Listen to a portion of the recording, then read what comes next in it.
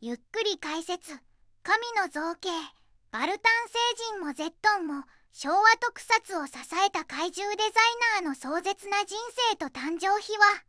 ねえマリサ、昭和の特撮怪獣って、今見ても不思議な魅力があるわよね。ただ怖いだけじゃなくて、なんだかかっこいいというか、いいところに気がついたな。実は昭和の怪獣たちは、ただの着ぐるみじゃない。本物の芸術作品なんだぜ。芸術作品？子供向けの番組なのに？ああ、CG が一切ない時代、成田徹や池谷則義といった美大出身の天才デザイナーたちが、一切の妥協なくデザインしていたんだ。特に最高視聴率42.8% を記録したウルトラマンの基礎を築いた成田徹は、奇形にしない、ただの巨大化にしない、気味悪くしないという厳しい美学を徹底していたのぜ。へえ、そんな厳格なルールがあったのね。その前衛的なデザインを、高山良作たち凄腕の造形化が立体化して、圧倒的な命を吹き込んだのさ。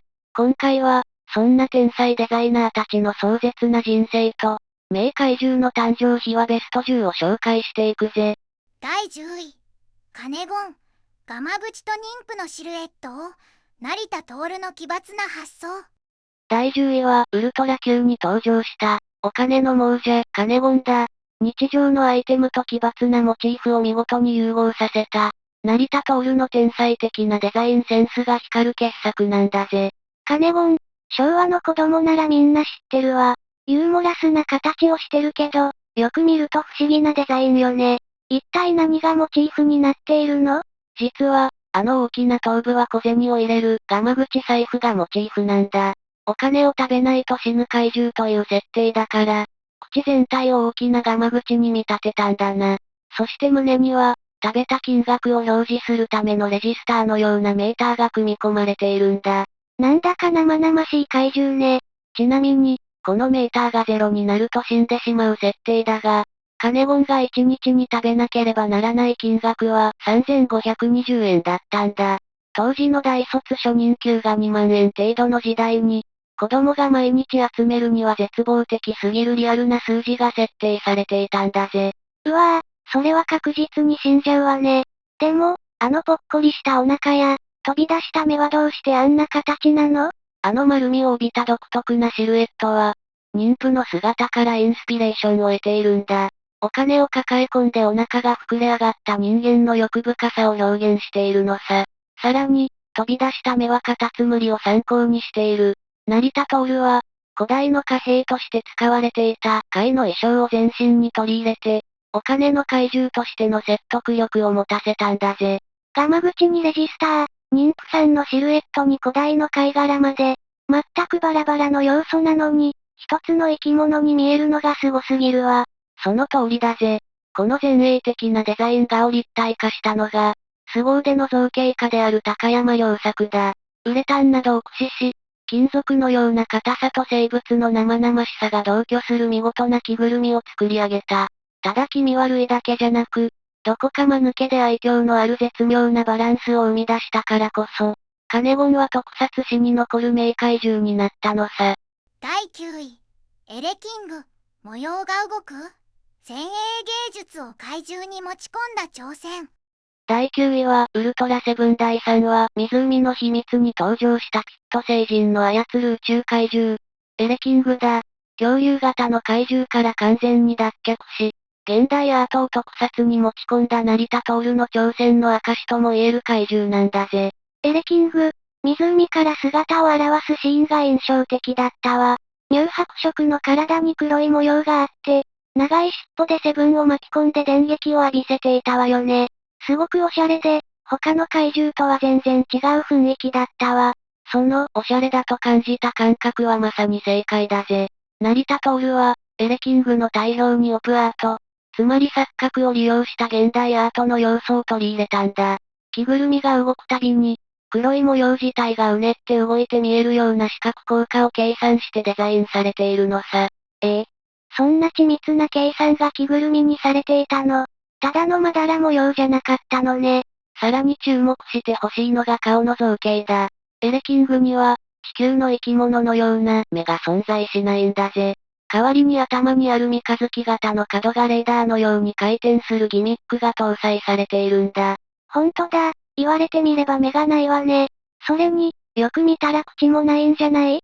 さすが鋭いな。成田徹は自身の掲げる怪獣三原則に基づいて、意図的に口というパーツも排除したんだ。目や口という人間が表情を読み取る部分をなくすことで、喜怒哀楽の感情を一切見えなくさせたのさ。なるほど。だからあんなに得体が知れなくて、どこか冷酷で不気味だったのね。でも、同時にすごく美しいとも感じるから不思議だわ。それこそが天才成田徹の狙いだったんだぜ。地球上の生物ではない、宇宙人が操る兵器としての無機質さと、前衛芸術のような美しさ。これを見事に両立させたからこそ、エレキングは半世紀以上経った今でも色褪せない名怪獣として愛され続けているのさ。第8位、レッドキング。デザイン画を超える立体化、造形家高山良作との黄金タッグ。第8位はウルトラマン第8話、怪獣無法地帯に登場した、ドクロ怪獣レッドキングだ。圧倒的な暴力とコミカルな動きで愛される大スターだが、その裏には、巨大さを演出する緻密な計算があったんだぜ。レッドキング、岩を投げつけて大暴れする姿が迫力満点だったわ。でも、自分の足に岩を落として痛がったりして、どこか憎めないキャラクターだったわよね。ああ、その凶暴だけど愛嬌があるのが魅力だな。実は成田徹は、人間が入る着ぐるみでも視聴者に圧倒的な巨大感を感じさせるために、ある視覚的なトリックを仕掛けていたんだ。視覚的なトリック？言われてみれば、他の怪獣よりなんだかすごく大きく見えた気がするわ。その秘密は段々になった蛇腹模様と極端に小さな頭にあるんだぜ。全身を覆う凹凸のある模様と、蛇や竜のような小さな頭にすることで、下から見上げているような遠近法の錯覚を生み出し、実際の着ぐるみ以上の巨大さを演出したのさ。遠近法まで計算してデザインされていたの。すごいアイデアね。ところでずっと疑問だったんだけど、体が白や黄色っぽいのに、どうしてレッドキングなの？いい質問だぜ。実は、ウルトラマンの企画時の仮タイトルが、レッドマンだったんだ。そのレッドマンの最強のライバルという意味で名付けられたんだよ。成田徹は最初から銀や白の姿でデザインしていて、赤く塗る予定は全くなかったのさ。タイトルの名残だったのね。ずっと不思議だったからすっきりしたわ。そして、この複雑な蛇腹模様を見事に立体化したのが、天才造形家の高山良作だ。ウレタンを削り出し、真珠の粉を混ぜた特殊な塗料で生々しくも美しい皮膚を作り上げたんだぜ。成田徹のシャープな芸術的デザインと、高山良作の職人技が完璧に融合した、まさに黄金タッグの結晶と言える傑作怪獣なのさ。第7位、バキシム。怪獣以上の存在を作れ、井口昭彦が挑んだ鳥獣デザインの壁。第7位はウルトラマンエース第3話に登場した一角鳥獣バキシムだ。怪獣を超える存在として生み出された鳥獣の恐ろしさを決定づけた、井口昭彦のデザインセンスが光るキャラクターなんだぜ。一角鳥獣。怪獣じゃなくて鳥獣なのね。なんだか名前からして強そうだけど、普通の怪獣とは何が違うの？鳥獣っていうのは、異次元人やプールが宇宙生物と地球の動植物を合成して作った侵略兵器のことだ。バキシムは芋虫と宇宙生物が合成されているんだぜ。デザイナーの井口昭彦は、これまでの自然な生物に近い怪獣の枠を壊し、純粋な兵器としての恐ろしさを持つデザインを要求されたのさ。なるほど、生物兵器なのね。それにしても、あの鮮やかなオレンジ色と青色の組み合わせは強烈よね。これまでの銀色や茶色っぽい怪獣とは全然違う雰囲気だわ。その通りだぜ。井口昭彦は、地球の自然界には存在しないような派手で強烈なコントラストのカラーリングを採用することで、人工的に作られた鳥獣の異常さを視覚的に表現したんだ。さらに恐ろしいのは、その身体の構造だぜ。バキシムは鼻先や両手からミサイルを打ち出す設定が、見事にデザインへ落とし込まれているんだ。体にミサイルが組み込まれているの。でもマリサ、それって成田徹さんの怪獣三原則にあったルールとは違ってくるんじゃない？さすがレイム、よく覚えているな。成田徹の美学では避けるべきとされた兵器との融合を、井口昭彦はあえて行ったんだ。過去の偉大なデザインルールを打ち破ることで、血も涙もない侵略兵器としての鳥獣の特異性を子供たちに強烈に植え付けたんだぜ。重圧の中で全く新しいビジュアルを完成させた井口昭彦の挑戦は、特撮史に残る偉業なのさ。第6位。ダダ、顔が3つ？オプアート、作詞を取り入れたトラウマ宇宙人。第6位は、ウルトラマン第28話、人間標本語録に登場した、三面怪人ダダだ。当時の子供たちに強烈なトラウマを植え付けた、成田徹の計算し尽くされた前衛的なデザインが爆発している宇宙人なんだぜ。ダダ、人間をミクロ化して標本にしちゃうお話よね。壁をすり抜けたり、3つの顔を切り替えて、まるで何人もいるように見せかける演出が本当に怖くて、夜トイレに行けなくなった子供も多かったんじゃないかしら。あの白黒のしましま模様も、一度見たら絶対に忘れられないデザインよね。その強烈なしましま模様こそが、成田徹の仕掛けた最大の罠なんだぜ。ダダの全身を覆う幾何学的な白黒の模様は、オプアートと呼ばれる目の錯覚を利用した現代美術の手法を、特撮のデザインに直接取り入れたものなんだ。錯覚を利用したアート？ただの不思議で奇抜な模様じゃなくて、ちゃんとした現代美術の手法だったのね。でも、どうして怪獣のデザインにそんな目の錯覚を使う必要があったの？それは、中に人間が入っている着ぐるみという特撮の限界を打破するためさ。白黒の複雑な模様を全身に描いて視覚的な錯覚を起こさせることで、人間特有の体のラインや筋肉の凹凸を曖昧にして、人間のシルエットを完全に消し去るという高度な工夫が施されているんだぜ。なるほど。中に人が入っている感をなくして、地球上の生物ではない、得体の知れない宇宙人らしさを際立たせていたのね。天才の考えることは次元が違うわ。その通りだぜ。さらに、あの無機質で冷たい3つの顔は、アフリカの原始的な仮面や、抽象的な彫刻からインスピレーションを得てデザインされているんだ。意図的に表情を排した気味の悪い顔と、シルエットを消す不気味な白黒模様。この2つが完璧に合わさることで、全く未知の生命体としての異質さが際立ち、子供たちに圧倒的な恐怖を与えた名デザインなのさ。第5位。ツインテールとグドン、上下逆転の衝撃。池谷則義が描いた怪獣の生態系。第5位は、帰ってきたウルトラマンに登場した、古代怪獣ツインテールと地底怪獣グドンだ。この2体は、特撮の世界に怪獣同士の食物連鎖という、リアルな生態系を持ち込んだ画期的な存在なんだぜ。ツインテールとグドン、夕焼けの東京を舞台にしたウルトラマンとの三つどもえの戦いは、大迫力で手に汗握ったわよね。でも、怪獣同士の食物連鎖ってどういうこと？実は、グドンはツインテールを常食としているという設定があるんだ。ただ街を破壊するだけじゃなく、怪獣たちの間にも自然界のような捕食関係があるというリアリティを描いたのさ。ちなみに、ツインテールの肉はエビの味がするという公式設定まであるんだぜ。エビの味、あんなに不気味な見た目なのに美味しそうなのね。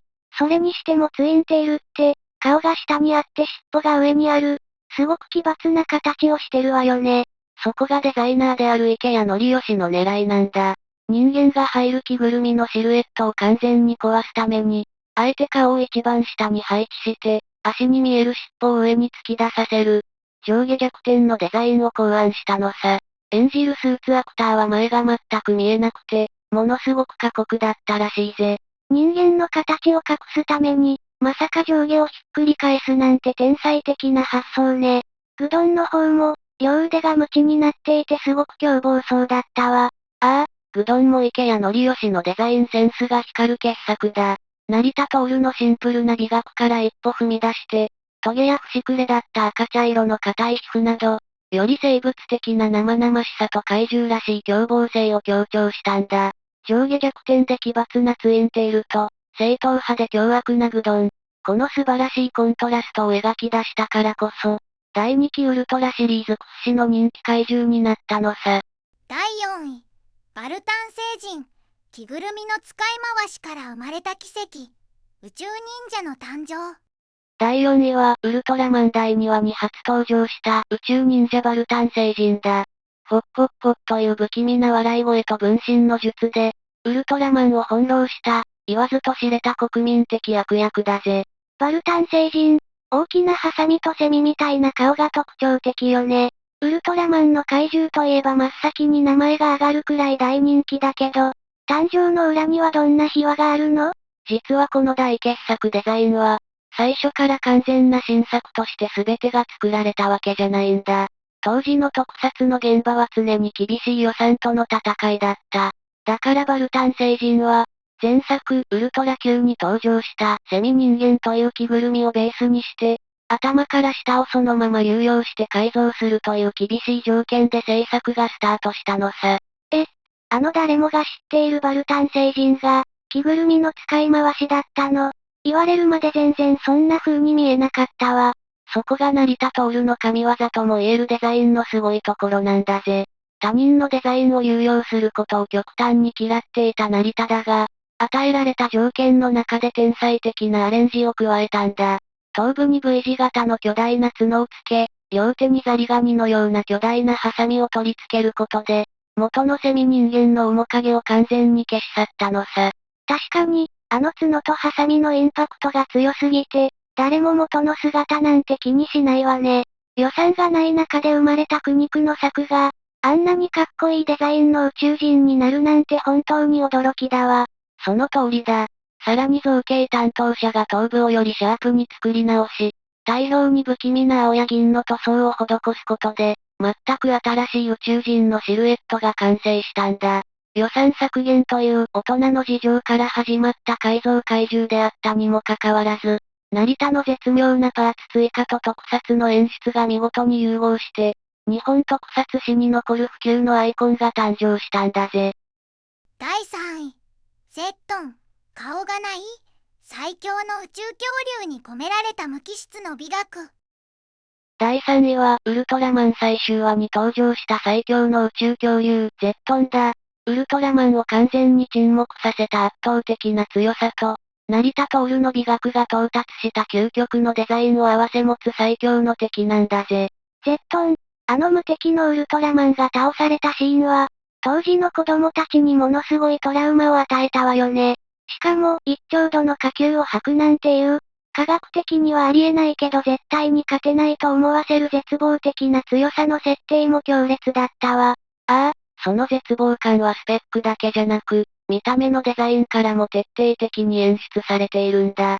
ウルトラマンのあらゆる光線を無効化する強靭な肉体は、カミキリムシなどの甲虫類をベースにしつつ、西洋の甲虫の要素を取り入れてデザインされているんだぜ。